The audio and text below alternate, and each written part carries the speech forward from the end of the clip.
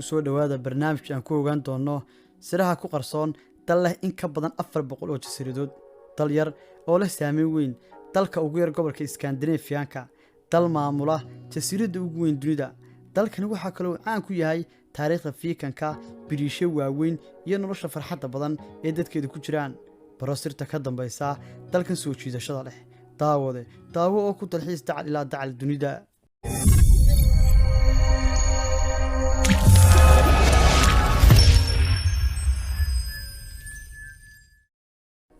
Denmark waxay ku taalaa waqooyiga Yurub, gaar ahaan gobolka Scandinavian-ka, waxaana xuduud la leedahay wadamada Jarmalka, Sweden iyo Norway. waxay sidoo kale ka mid tahay iskaashatada wadamada Nordic ee kala ah Sweden, Norway, Finland iyo Iceland. qaybta ugu weyn ee Denmark waxa loo yaqaanaa jasiiradda Sealand, halkaas oo ay ku taalo caasimadda dalku. Denmark waxay leedahay dhul dhan 42,933 kiiloomitir oo laba jibaaran. inkasta oo ay tahay dalka ugu yar ee ka tirsan iskaashatada wadamada Nordic, haddana waxay leedahay in ka badan 400 oo jasiiradood, kuwaasoo dhammaantood caan ku ah quruxda dabiiciga.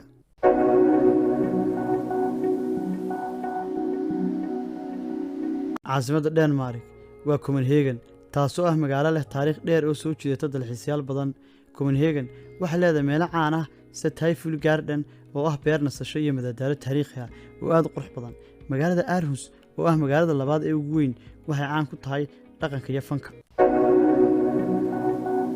Denmark waxa ku nool in ka badan 5,800,000 oo qof. waddankan wuxuu caan ku yahay isku dheelitirka dhaqaale iyo bulsho ku nool nolol tayo sare leh, iyadoo dadka Denmark ay ka mid yihiin kuwa ugu farxadda badan dunida. Denmark waxay leedahay taariikh dheer oo boqortooyo, waxaana ahayd qayb muhiim oo ka tirsan xukunka Viking-ka.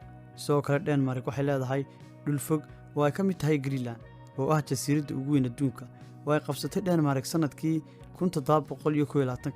taariikhda Greenland waxay ka turjumaysaa xiriirka adag ee ka dhexeeya labada dhul.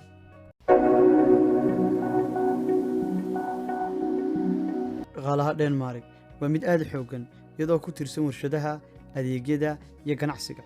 GDP-ga Denmark wuxuu gaadhayaa in ka badan 400 bilyan oo dollar, taasoo muujinaysa heerka horumarka ee waddanka. Denmark waxay caan ku tahay dhaqaalaheeda xasiloon iyo nidaamka shaqo ee wanaagsan. celceliska dakhliga sanadlaha ee qofka Daanishka waa 60,000 oo dollar. mushaharka shaqaalaha ay bishii qaataan ee dalkaas ayaa ku dhow 4,500 oo dollar, taasoo ka dhigaysa Denmark meel caan ku ah mushahar wanaagsan iyo nolol xasiloon.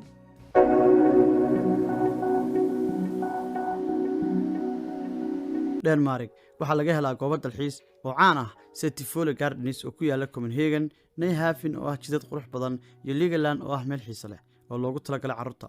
sidoo kale waxaa jira jasiirado badan oo ku fiican tamashliinta iyo dalxiiska. jasiiradahan oo ah kuwa dabiici ah.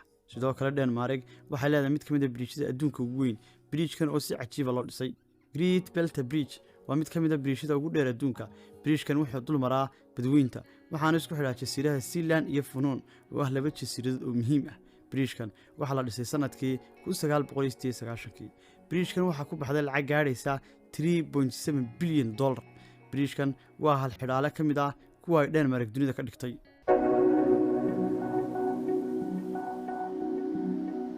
Denmark waxay leedahay nidaam waxbarasho oo heer sare ah, iyadoo waxbarashada dugsiga hoose ilaa sekondariga ay bilaash tahay.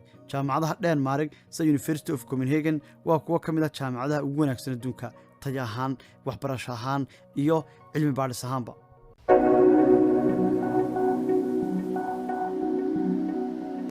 Denmark waxaa ku yaalla webiyo badan sida webiga Gudana, kaasoo ah webi dheer oo ku yaalla galbeedka dalka.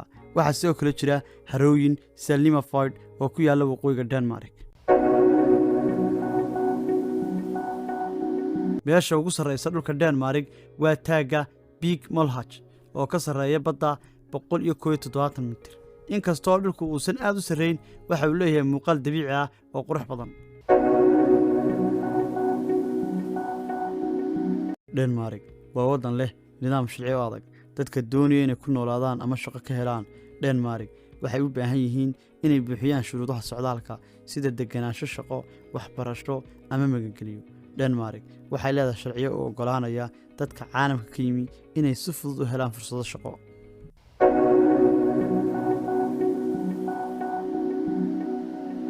Denmark waa waddan leh dhaqamo qani ah, dhaqaale xasiloon iyo goobaha dalxiiska ee ugu quruxda badan Yurub.